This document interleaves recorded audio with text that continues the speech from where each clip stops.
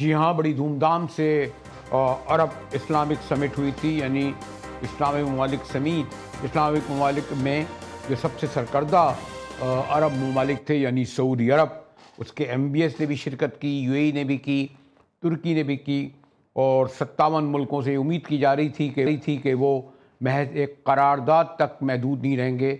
बड़े बुलंद मांग इन करारदादों में तकारीर में दावा किए, लेकिन आपने देखा कि जिस वक्त ये समिट जारी थी उस दिन भी 62 फ़लस्तीनियों को शहीद किया गया। और फिर आपने ये भी देखा कि उस दौरान इसराइली वज़ीर आज़म मज़ीद जो है एग्रेसिव अंदाज में सामने आए। और उससे भी ज़्यादा अब से थोड़ी देर पहले मैं देख रहा था कि अमरीकी वज़ीर ख़ारजा ने एक तरफ ट्रंप ये ज़रूर कहते हैं कि कतर अलाए है, लेकिन वो हमास को ख़त्म करने या फ़लस्तीनियों को ख़त्म करने के बारे में कोई एक वाज़ेह स्टैंड रखते हैं, लेकिन उनके वज़ीर ख़ारजा देखें क्या कह रहे थे, वादे धमकी दे रहे थे इस समिट के बावजूद, जिसमें ये कहा गया कि वो इसराइल की मजम्मत करेंगे, इसराइल के ख़िलाफ़ कार्रवाई करेंगे, UN में उसकी मुंतकली करेंगे, लेकिन अमरीकी लहजे में कोई तब्दीली नहीं आई जो उसकी सरपरस्ती कर रहा है। Focus on what happens now.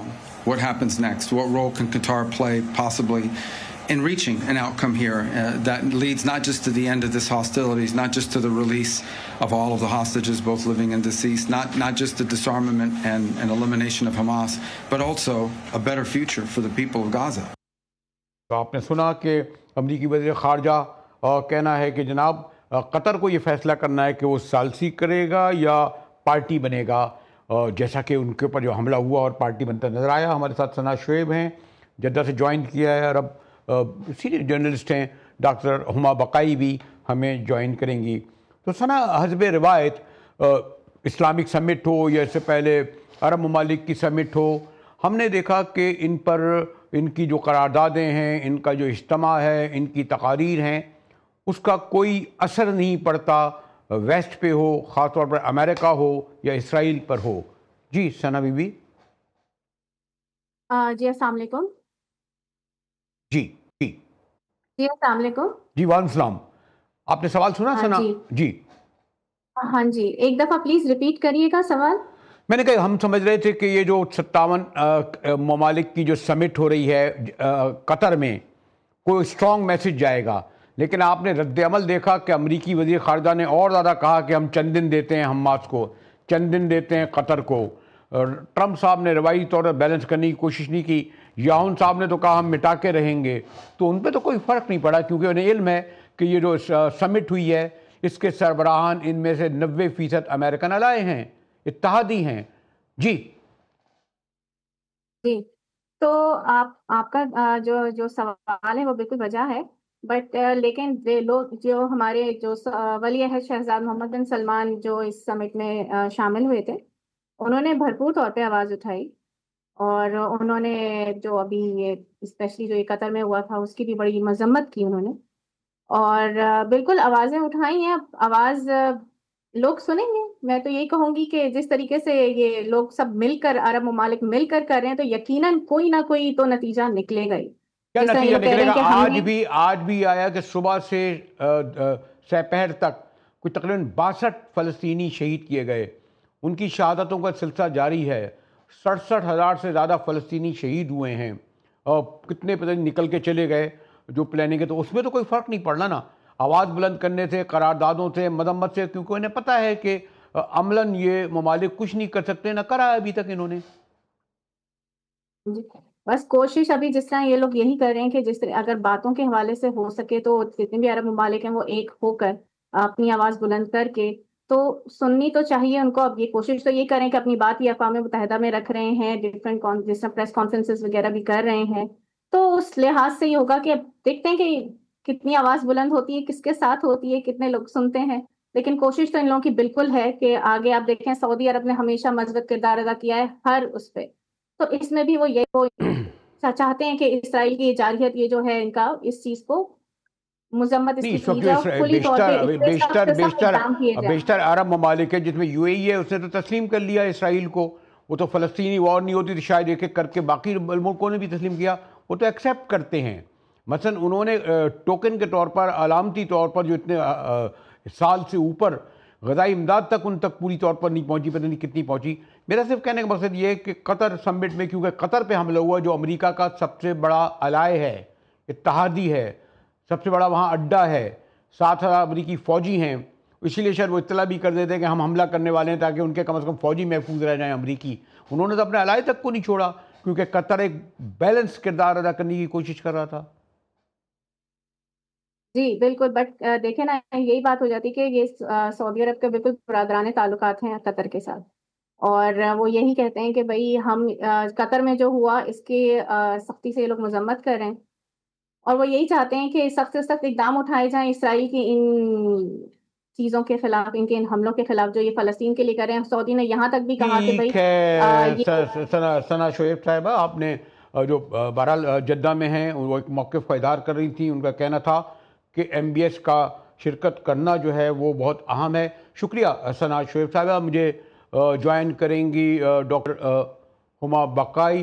Doctor साहिबा, मैं कोशिश कर रहा था कि जद्दा में बहरहाल एक हैं जर्नलिस्ट, उनसे मालूम करूं, लेकिन वो कह रही थी नहीं जी करने की कोशिश करेंगे। लेकिन आपने देखा कि ये समिट भी माजी की समिट से मुख्तलिफ नहीं निकली, बल्कि अब तो अमरीकी वज़ीर ख़ारजा का भी आपने बयान देखा होगा, खुद इसराइल का देखा होगा।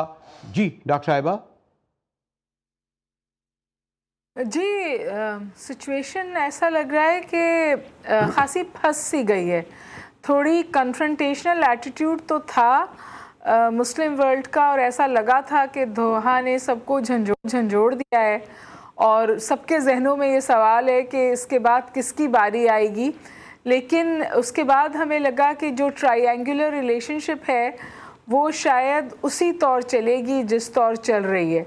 और वो रिलेशनशिप ये है कि US होस्टेज हैं इज़राइल को, और अरब वर्ल्ड जो है बिलखुसूस वो होस्टेज है US को। तो आपने देखा जिस वक्त ये समिट हो रहा था तो उसके बिल्कुल टाइमिंग आप देखिए, उसी वक्त रोबियो को उन्होंने भेजा इज़राइल, और उन्होंने इज़राइली प्राइम मिनिस्टर के साथ खड़े होकर तकरीबन एक सिविलाइजेशनल और इस्लामिक इस्लामिक तो नहीं, एक रिलीजियस टच दिया इस जंग को, और तकरीबन इस बात का इदराक किया कि शायद कोई इंटरनेशनल लॉ की जो सुर्ख ख़त है वो अहम नहीं है, क्योंकि जो वो कर रहे हैं वो ऑर्डेन्ड है, उनको अल्लाह की तरफ से हिदायत है ये करने की। ये पेंट किया है नेतान्याहू ने, और उनके साथ जाहिर है कि अमेरिका के भी रिप्रेजेंटेटिव खड़े थे, और उसके साथ साथ उन्होंने विक्टिम प्ले करने की भी कोशिश की है। जो इजरायली प्राइम मिनिस्टर हैं उन्होंने कहा मैं तनहा रह गया हूँ।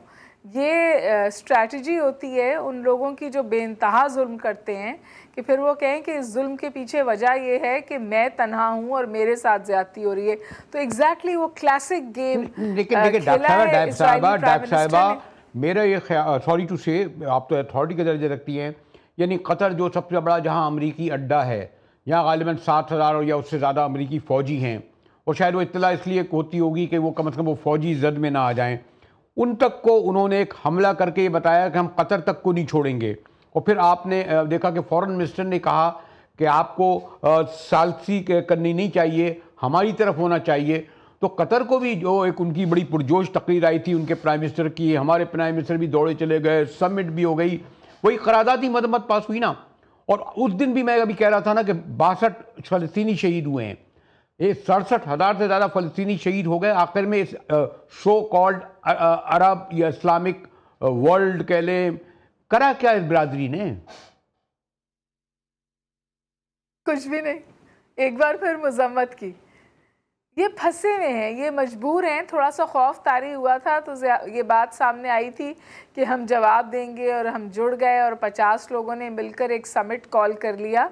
लेकिन जो उसका बयानिया आया वो उतना ही कमज़ोर था जितने पहले बयानिए थे। जिन्होंने समझिए कुछ थोड़ी सी सख्त बात की वो ईरान के रिप्रेजेंटेटिव थे, वो टर्की के रिप्रेजेंटेटिव थे, लेकिन इट्सेल्फ अरब वर्ल्ड से कुछ ख़ास सवाल नहीं उठा, कोई ख़ास पुशबैक नहीं आया। और जो ये कहा जा रहा था ना कि इस वाक़े से अरब वर्ल्ड और इस्लामिक वर्ल्ड मिलजुल जाएंगे, ऐसा अभी कुछ भी ग्राउंड पे नज़र नहीं आ रहा है। ट्रंप ने थोड़ी सी थपकी दी है कतर को और उनसे कहा है आइंदा आपके साथ ये नहीं होगा, और साथ साथ ये भी कहा है कि सालिसी का किरदार जारी रखें और उसके साथ साथ इजराइल ने आज ज़मीन पर अपने टैंक्स गज़ा में दाखिल किए हैं। यानी वो बिल्कुल एडमेंट है कि वो गज़ा को खाली भी कराएगा पैलेस्टीनियन से, या जो रह जाएंगे उनको मार देंगे, क्योंकि रोज़ाना 60-70 का नंबर मार देना उनके लिए कोई बड़ी डॉक्टर साहब एक और आपने गौर किया होगा कि डॉक्टर साहब एक और गौर किया होगा कि जो अरब या इस्लामिक से ज़्यादा एक आ रहा है खलीजी रियासतें, यानी अमेरिका की जो अलाई हैं जो टोटली थी, जिसमें खासतौर पर कतर शामिल था। तो ये जो है मेरे ख्याल में एक और टेस्ट केस था कि आप जिस वक्त तमाम अरब ममालिक और इस्लामिक ममालिक और MBS तक वहाँ पर जाके पहुँच गए, ठीक उसी वक्त उन्होंने ये ऐलान किया कि हम इसराइल में जो आप कह रही हैं टैंक भी करेंगे, और अब ये कह दिया कि हम आपको चंद दिन दे रहे हैं इनको। यानी वो तो खुलेआम कर रहे हैं, और इसमें उन्हें पता है क्योंकि कि वन एंड अदर वे हर अरब मुल्क, ख़ासतौर पर सऊदी अरब हो, UAE हो या और हो, उनके बड़े गहरे तिजारती, सिफारती, ज़ाती रिश्ते जिन्हें नहीं तोड़ सकते ना डॉक्टर साहबा।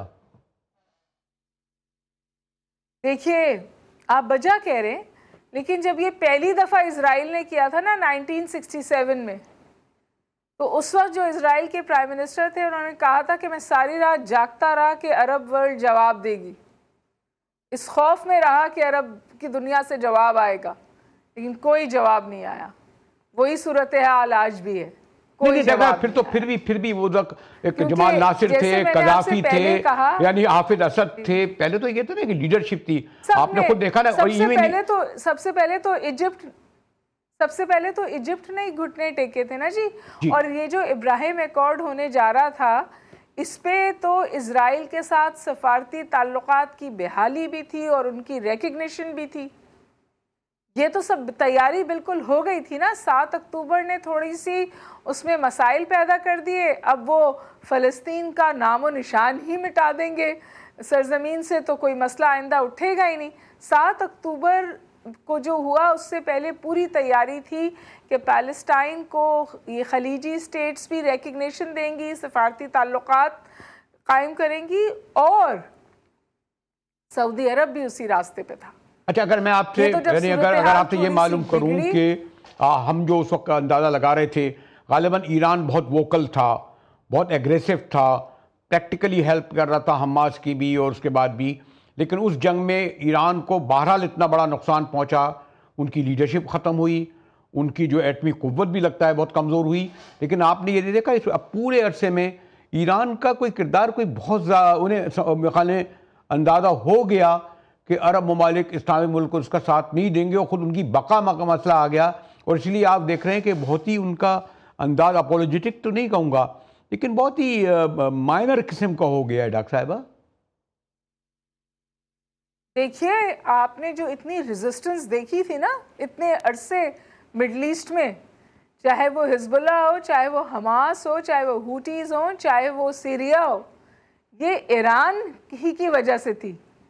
तो इज़राइल ने तो बाय डिज़ाइन पहले इन सारी प्रॉक्सीज़ को ख़त्म किया, फिर ईरान पे डायरेक्ट हमला किया, ईरान ने जवाब देकर नुकसान उठाकर अपनी जान बचाई, और अरब वर्ल्ड्स तो जूं के तूं खड़े। अरब वर्ल्ड्स का मैंने आपसे पहले भी कहा था होस्टेज है, अरब वर्ल्ड होस्टेज है अमेरिका के हाथों। वो बेसिस देते हैं अमेरिका को, उसके बदले वो सिक्योरिटी मांगते हैं। अभी जो कतर में हुआ उसमें वो सिक्योरिटी भी फराहम नहीं की गई, लेकिन इसके बावजूद इतनी उनमें हिम्मत नहीं है कि खड़े होकर इज़राइल को पुशबैक दें। आप देखें कि ये जो दोहा का जिस बेस पे अटैक हुआ था, इंटरेस्टिंगली इसी बेस पर ईरान ने भी अटैक किया था, क्योंकि वो अमेरिका और इज़राइल दुश्मन है, और इज़राइल ने भी अटैक किया इसी बेस पर, ये बताने के लिए कि आप एक हद से ज़्यादा क्रॉस नहीं कर सकते, ये सालिसी का ड्रामा आप नहीं कर सकते। और वो क्यों नहीं चाहते सालिसी? वो सालिसी इसलिए नहीं चाहते क्योंकि वो हमास माइनस हमास कोई अरेंजमेंट चाहते, अगर कोई अरेंजमेंट हो, वरना तो वो चाहते हैं कि फ़लस्तीन का नामो निशान ही मिट जाए। ये बात बारहा ट्रंप भी कह चुके हैं, ये बात इजरायली प्राइम मिनिस्टर भी कहते हैं कि अब हमास को हम टॉलरेट नहीं करेंगे अगर हमने फ़लस्तीनियों को इस ज़मीन पर सांस लेने की इजाज़त दी तो भी। यानी ज़ीरो रेजिस्टेंस इस खित्ते से पे वो लाना चाहते हैं, कंप्लीट ऑक्यूपेशन, कंप्लीट कंट्रोल, जहां वो सेकंड नहीं थर्ड ग्रेड सिटीजन्स के तौर रह सकें अगर इजराइल इजाज़त दे तो। दिस इज़ द प्लान, और ये वही ग्रेटर इजराइल की सूरत हाल है। बस सोचना ये चाहिए कि ग्रेटर इजराइल में तो बहुत सारे खलीजी मुल्क भी शामिल हैं और सऊदी अरब तक उसकी सरहदें जाती हैं। तो आज की खामोशी कल गले का तौक बनेगी। अगर मैं आपको कंक्लूडिंग कर ले जाऊँ कि लास्ट वॉर में इसराइल ने जो ईरान को नुकसान पहुंचाया और वो जो आपने उसका बड़ी वजाहत भी कर दी, क्या आप ये समझती हैं कि बड़ी तेज़ी से जो अभी तक हमास यानी जितने भी उसके सोर्स थे, चाहे वो हथियारों से हों या मॉरल हों, वो ईरान से ही मिल रहे थे या कुछ और मुल्कों से, हमास कितना अब कर सकेगी रेजिस्टेंस या सस्टेन कर सकेगी इसको? मैं आपसे गुजारिश करूं, अब वाज़े तौर पे ये बात हो रही है कि लोग इज़राइल से नफ़रत करते हैं, ये बात तय है, लेकिन हमास से मोहब्बत नहीं करते। ओके। और कभी आप लोगों ने सोचा कि जब ये हम सब ये बात सोच रहे हैं, इस पे सवाल भी उठा रहे हैं, अच्छा ये भी बता दिए जो इस बेस पे अटैक हुआ था, अच्छा ये क्यों होता है, क्यों नहीं करते? इसराइल से नफरत करते हैं, हमास से क्यों नहीं करते? हमास से मोहब्बत नहीं करते, मैंने ये कहा है। Why? इसलिए कि वो समझते हैं कि हमास, जी मैं यही गुजारिश कर रही हूँ, इसलिए कि वो समझते हैं कि हमास शायद अब बैज बन गया है। अच्छा। और इजराइल किसी ना तो जंगबंदी के लिए तैयार होता है, ना किसी मसले की हल की तरफ जाने को तैयार होता है जब तक हमास का वजूद जिंदा है। और उन्होंने कैटेगोरिकली कहा है कि अब ये इस मुल्क में किया है, अगले मुल्क किसी और मुल्क में बैठेंगे तो वहां भी जाकर ये हमले करेंगे। इसका मतलब है कि एक ऐसी सालिसी जिसमें इजरायली भी बैठे हुए थे, उस सालिसी को भी इजरायली प्राइम मिनिस्टर ने बर्दाश्त नहीं किया है। और ये भी तो सोचना चाहिए कि जब ये अटैक हुआ तो, एक मिनट मुजाहिद मुझे बात कंप्लीट करने दें, जो अटैक हुआ है ये इजराइल की तरफ से, कितने दीगर अरब स्टेट्स, गल्फ स्टेट्स की एयर स्पेस इस्तेमाल हुई है। अगर रोकना होता तो तब रोकते ना तब रोका है, ना अब रोकने के किसी मूड में नजर आते। तो हम जो फ्यूचर में इसके मायने जो अभी रखते हैं कि एन अदर सरेंडर होने जा रहा है इसराइल को, और ये यकीनन बगैर अमेरिकन हेल्प के नहीं होगा। नहीं, अमेरिकन पुष्टपनाही के बगैर तो इसराइल सांस भी नहीं ले सकता। तो फिर मैंने ये कहा कि ये जो एक शायद बैकग्राउंड में चला गया है, एक कहा यह गया था कि इनका असल प्लान ये है कि जो गज़ा में 10 लाख फ़लस्तीनी हैं, और शायद इसमें मैं नहीं कहता कि हमारे जैसे मुल्कों की मदद चाहेंगे कि इनको लीबिया में बसा दिया जाए ताकि इशू ही ख़त्म हो जाए। हमास का जो फ़लस्तीनियों के की वजह से एक जो रेजिस्टेंस है, जब वही नहीं रहेंगे तो ख़त्म नहीं हो जाएगी। क्या ऐसा मुमकिन हो सकेगा डॉक्टर हुमा?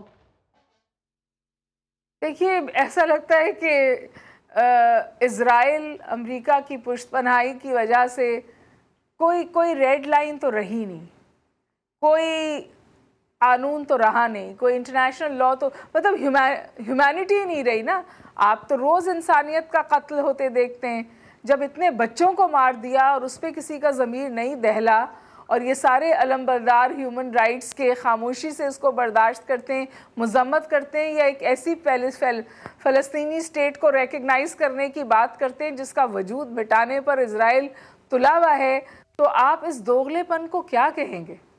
और अब ये बात भी वाजे है कि जो पूरी सूरत हाल है ये रशिया को तो सूट करती है, क्योंकि जो इजराइल कर रहा है उससे रशिया को शय मिलती है कि वो भी यूक्रेन में ये सब करके जो कुछ वहाँ हासिल करना चाहते हैं कर ले। अच्छा, सॉरी टू से, अगर मैं बिल्कुल एक बहुत ही स्पेसिफिक मालूम सवाल करना चाहता हूँ क्योंकि ज़रा थोड़ा सा हसास भी है।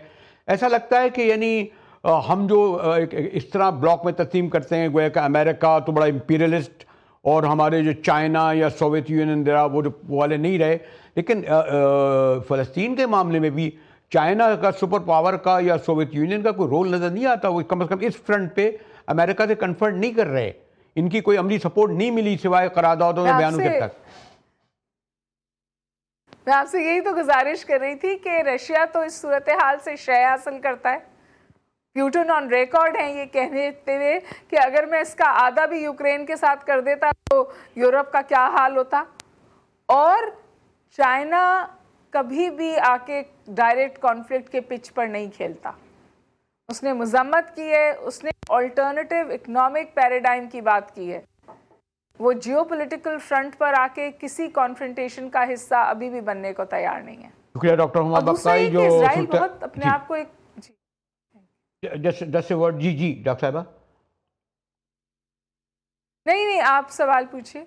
बस मैंने कहा सॉरी टू से, क्योंकि मैं शुक्रिया, मैं ये कह सकता हूँ ये तो ऐसा मौजू है कि जिस पर अब गुफ्तगू करते हुए भी कहीं हम लोग जो प्रोफेशनल हैं उन पे भी जज्बातियत गालिब आ जाती है, अफसरूरी गालिब आ जाती है। इसीलिए मैं आपसे इजाज़त लूँगा और एक ब्रेक की तरफ चलूँगा। हमारे साथ रहिएगा।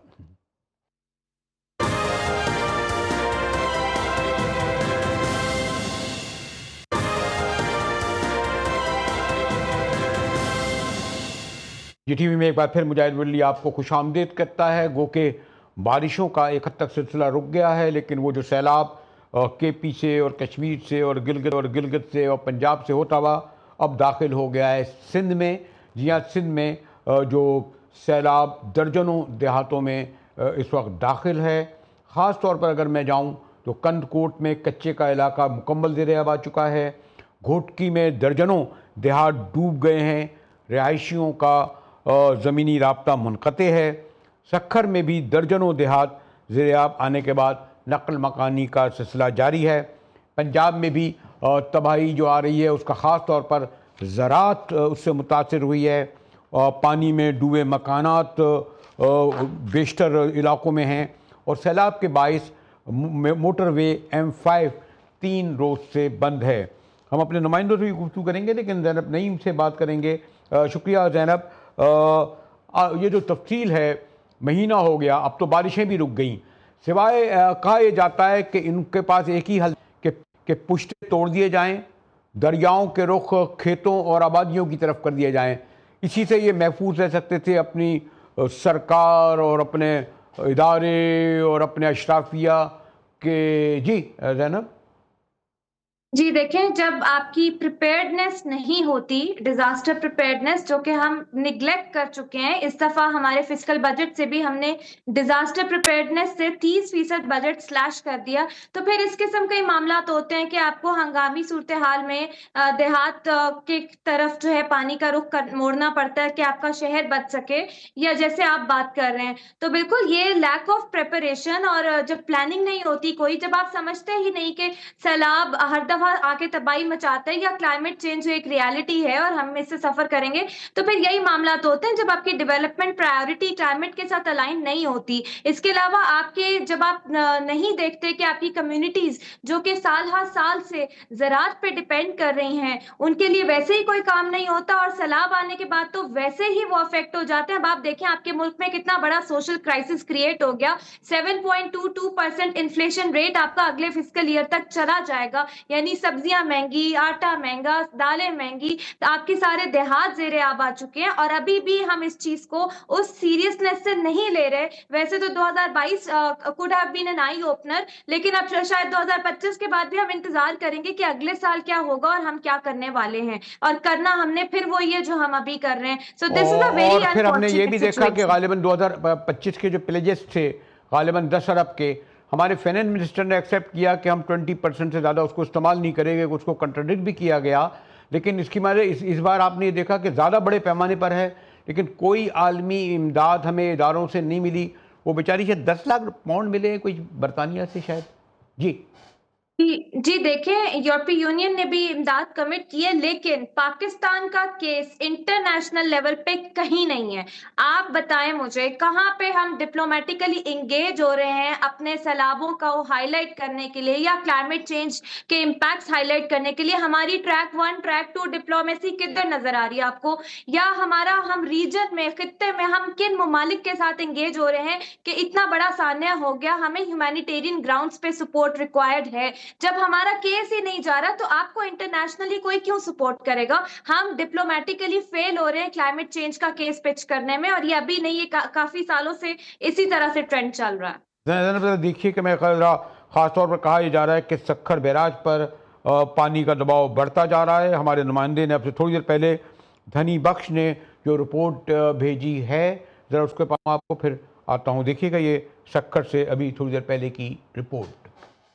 जी बिल्कुल मुजाहिद साहब, मैं इस वक्त गुड्डू बैराज पुल के मकाम पर मौजूद हूँ और आपको मैं गुड्डू बैराज के पुल के मकाम से जो सैलाबी सूरत हाल से आगाह करता चलूँ। इस वक्त गुड्डू बैराज के मकाम से जो पंजाब से आने वाला बड़ा सैलाबी रेला है वो इस वक्त यहाँ से गुजर रहा है। गुज़िश्ता 3 रोज़ से यहाँ की इंतजामिया की जानिब से इस सैलाबी रेले को ऊँचे दर्जे का सैलाब डिक्लेयर किया है और इस वक्त यहाँ पर जो इस सैलाबी रेले के जो पानी की आमद है वो 6,24,450 क्यूसेक, जबकि अखराज 5,94,000 तकरीबन 400 क्यूसेक रिकॉर्ड किया गया है और इस सैलाबी रेले को ऊंचे दर्जे का सैलाब डिक्लेयर किया गया है। मैं आप पहले की रिपोर्ट के सक्खर बैराज से क्या है जनाब, अगर मैं ये आपसे अगर कंक्लूडिंग वर्ड पूछूं कि ये जो सब कुछ हो रहा है, आपने कहा हमने माजी से भी नहीं सीखा, सपोर्ट को भी नहीं आ रहा, और यानी अगर आप गौर करें कि पंजाब गवर्नमेंट एक्सेप्ट करती है कि 20 लाख की आबादी को इनखला करना पड़ा, इसी तरह सिंध में भी शायद 1.5 लाख अभी तक कच्चे के इलाके, या कोई इससे बड़ी कम कोई तबाही बर्बादी हो सकती है, और गालिबन सब धरे के धरे रह गए ना हुकूमती दावे है ना। जी बिल्कुल, हम प्रिपरेशन जो है वो हमारी ज़ीरो थी और ये हमें एक्सेप्ट कर लेना चाहिए। इवैक्यूएशन करना, रेस्क्यू करना, रिहैबिलिटेशन करना, ये तो तब होता है ना जब डिज़ास्टर सर पे पड़ गया। आपकी पहले क्या प्रिपरेशन थी जब आपको मई के मौसम से पता था कि बारिशें मामूल से ज़्यादा एक्सपेक्टेड हैं और आपको ये भी पता है कि आपका नेबरिंग कंट्री भी आबी जारियत करता है, तो आपको क्या ये अंदाज़ा नहीं था कि उन दरियाओं के बीच पे सोसाइटीज़ बनी हुई हैं या कच्चे के इलाके में लोग क्या दोबारा अभी भी देखें, अभी ये पानी उतरेगा तो क्या हम इन लोगों को वापस उधर ही भेजेंगे? अगले सैलाब के आने तक क्या रिलोकेशन पॉलिसी है हमारे पास? कोई पॉलिसी नहीं है। अभी भी आपका प्राइवेट सेक्टर एंगेज ही नहीं हो रहा। कितना बड़ा सान्या हो गया, प्राइवेट सेक्टर एंगेजमेंट उस तरह की नहीं देखने को आ रही जो 2022 में थी, क्योंकि उस लेवल की सीरियसनेस नहीं है। अगर अभी भी नहीं हम करते तो हमें इंटरनेशनल एड तो बहुत दूर की बात है, हम डोमेस्टिकली भी अपने वसाइल को उस तरह से यूटिलाइज नहीं कर पा रहे, which is a matter of concern. तो मेरे ख्याल से ये अफसोस की बात है और हमें इस पे बहुत सीरियस होकर सोच लेना चाहिए।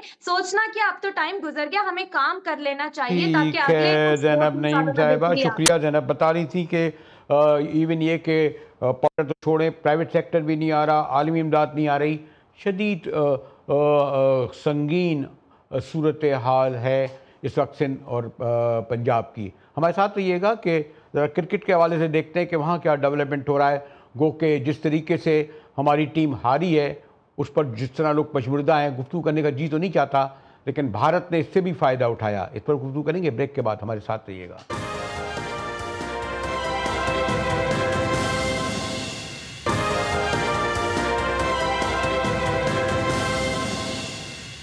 GTV में एक बार फिर मुजाहिद वली आपको खुशामदीद करता है। इस एशिया कप का बड़े अरसे से इंतज़ार था, लेकिन पहले ही मैच में जो शर्मनाक शिकस्त हुई उसके बाद देखा कि लोगों की वैसे जो दिलचस्पी थोड़ी बहुत थी वो भी ख़त्म हो गई है। मेरे साथ मिर्ज़ा इकबाल बेग हैं, बड़े सीनियर स्पोर्ट पर गहरी रखते हैं। शुक्रिया मिर्ज़ा साहब। ये तो ठीक है, लेकिन आप ये नहीं देख रहे कि ये जो मैनेजर की का जो किरदार है, इसके पीछे आपकी PCB कोच कप्तान छुप रहे हैं। भाई पहले ये तो बताएं ना। चले मैनेजर ने जो किया, मोदी ने किया, वो किया, उसके बजाय कि टीम की कारकर्दगी 0 + 0 -0 रह गई ना आपकी। मुजाहिद साहब बहुत बहुत शुक्रिया। दरअसल ये जो नया पिंडेरा बॉक्स खोला गया है कि मैच रेफरी जो है वो एंडी पाइक्राफ्ट को बरतरफ किया जाए, तो लोगों की तवज्जो हटा दी गई। जिस अंदाज से पाकिस्तान एकतरफा मुकाबले के बाद हारा था, आपकी बात बिल्कुल बजा है कि अब कोई बात ही नहीं कर रहा कि पाकिस्तान की कारकर्दगी क्या रही, टीम किस बुरी तरीके से हारी, सारी चीजें अपनी जगह पर। लेकिन अब जो लेटेस्ट मैं आपको बता रहा हूँ कि अभी एक इजलास हो रहा है पाकिस्तान क्रिकेट बोर्ड का। उस इजलास में मोहसिन नकवी साहब इस बात का हतमी फैसला करेंगे कि आया इस टूर्नामेंट से विड्रॉ किया जाए या टूर्नामेंट का अगला मैच जो कल UAE के खिलाफ है वो खेला जाए। आज अभी प्रेस कॉन्फ्रेंस होना थी प्री मैच पाकिस्तान की, जो उमूमन जब दो टीमें खेलती हैं तो दोनों के कप्तान या कोई भी मैनेजर खिलाड़ी आता है, तो वो प्रेस कॉन्फ्रेंस पाकिस्तान ने कैंसिल कर दी है और अब पाकिस्तान को प्रैक्टिस करना है पाकिस्तानी वक्त के मुताबिक रात 8 बजे, उसके हवाले से कोई फैसला नहीं हुआ। तो बड़ी गंभीर सूरत हाल है। और दिलचस्प बात यह है कि नकवी साहब खुद एशियन क्रिकेट काउंसिल के सदर हैं। तो अब एक अजीब और गरीब क्योस मचा हुआ है। तो अब इससे अब देखें, अंदाजा लगा लें कि क्या हो सकता है आइंदा। यानी अगर ये तो कहीं ने खतरा नहीं है कि इमारात से भी हार गए और अफगानिस्तान से आ गए तो बिल्कुल शक्ल नहीं दिखाएंगे, तो शायद विड्रॉ इसलिए भी कर रहे हैं शायद। ये आपने दुखती रग पे रख दिया है मुजाहिद साहब। जिस तरह की परफॉर्मेंस है हमारी, आप देख लेना कि हम किन टीमों से हार रहे हैं जो आईसीसी की रैंकिंग में हमसे नीचे हैं। हम आयरलैंड से हारे, अमेरिका से हारे, जिम्बाब्वे से हारे, बांग्लादेश से हारे, वेस्ट इंडीज से हारे, अफगानिस्तान से हारे, और अब इंडिया से किस बुरी तरीके से हारे। तो इसका मतलब ये हुआ कि हमारी कारकर्दगी जवाल पजीर है। जब से नकवी साहब ने चेयरमैन का ओहदा संभाला है 6 फरवरी 2024 के बाद से, तो उनके जो मुशीर हैं उन्हें गलत मशवरे दे रहे हैं, जिसकी वजह से क्रिकेट बजाय बुलंदी की तरफ जाने के पस्ती की तरफ गामजन है। वो कहते हैं 2 कश्तियों सवार देने का, पहली कश्ती वो खैर उस पर तो आप बात नहीं करेंगे, वजह से दाखिल लगी वो तो छोड़ दीजिए। वो दूसरी कश्ती, दोनों कश्ती में सॉरी तो किसी एक कोई भी मुझे लग रहा है कि कश्ती में सवार नहीं था। क्योंकि शुक्रिया मिर्ज़ा इकबाल बेग, आपने हमारे लिए वक्त निकाला। हमारे साथी GTV से मुजाहिद बिरली को इजाज़त दीजिए।